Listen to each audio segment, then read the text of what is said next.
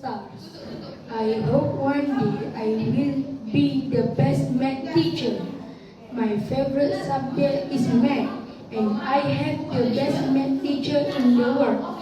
Her name is Cikgu Sharina. Cikgu Sharina is very beautiful with a nice mind. She is always patient and helps us learn math in a fun way. She explains math problems so clear and with the simple examples.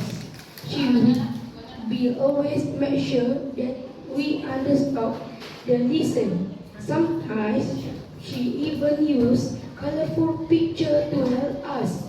She is my idol. I hope one day I want to be a math teacher like Cikgu Sharina.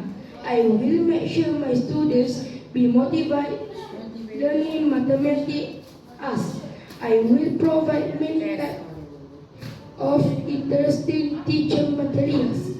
I will try my best to attract my students interest learning mathematics in fun way. Yours sincerely, Iman.